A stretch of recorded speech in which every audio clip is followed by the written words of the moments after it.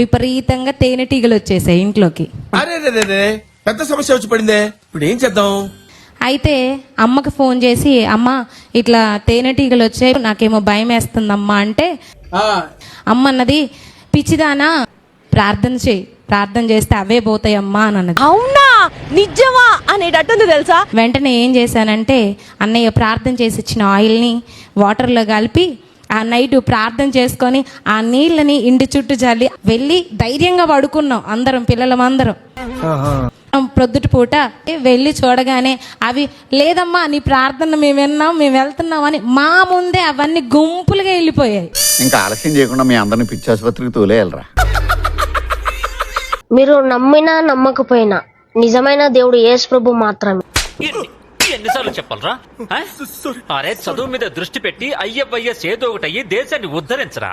కానీ వినలే.